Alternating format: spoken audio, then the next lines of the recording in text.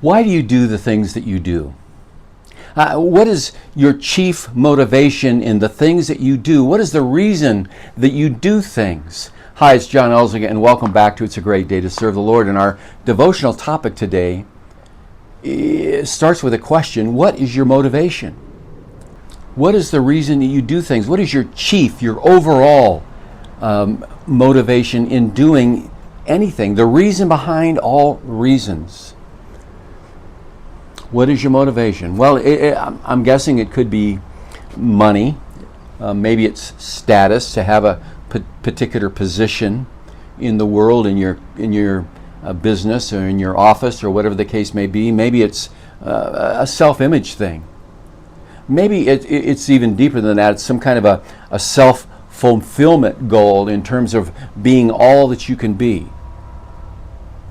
Maybe your motivation is to be liked, to be seen as successful in the world's eyes. There is a statement from the first question and answer of the Westminster Confession. The Westminster Confession is also called the Westminster Shorter Catechism, and a catechism is simply a way of knowing, learning, remembering the base of your theology, the fundamental elements of your theology. In this particular case, it is Westminster Catechism or Confession is kind of from a Reformed reference, but it is a way to learn things. You ask a question and you give the answer, and then there would be scriptural references behind that. But the first question and answer from the Westminster Confession is: what is the chief end of man? What is man's purpose? What is man's destiny? What is man's reason for being here on this earth? What is the purpose of man from God's perspective?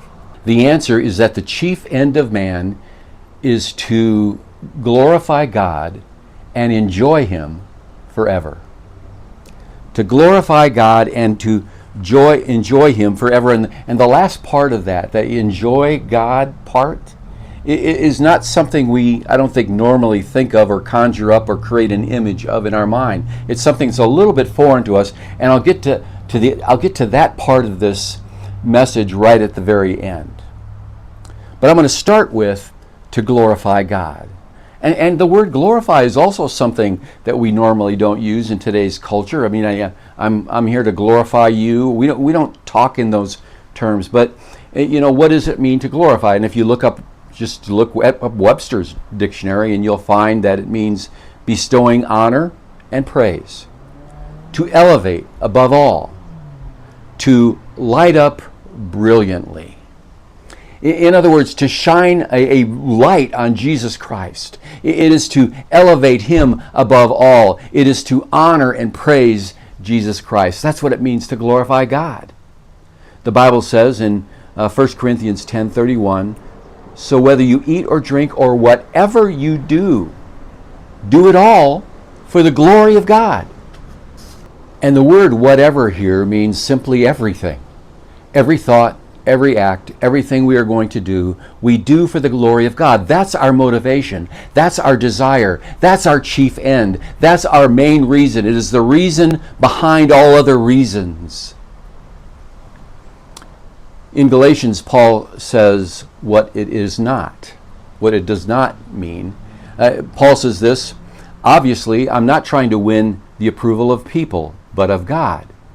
If pleasing people were my goal, I would not be Christ's servant. That's in Galatians 1:10. Pleasing people is not our goal, but pleasing God is. Now, this is not talking about just going to church or just reading the Bible or just praying, but everything you do, anything and everything about you is meant to glorify God. And so to unwrap that just a little bit, I want to talk about a few things that fall under the category of whatever. And let's start with the thing that occupies the most of our time. That would be work. The Bible says in Colossians 3, work willingly at whatever you do, as though you were working for the Lord rather than people. Remember that the Lord will give you an inheritance as your reward, and that the master you are serving is Christ. I've told this story before, but my dad was a Northwest Indiana vegetable farmer, and my dad was obsessed with weed-free rows.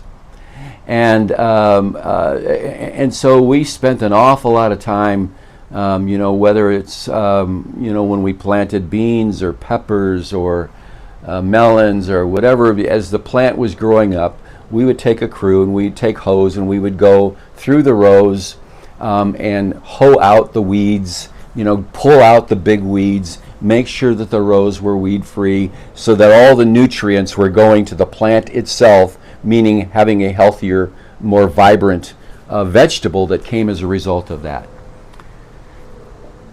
And so one day we're driving through the fields, and some of the plants, I don't know, was peppers or whatever it was,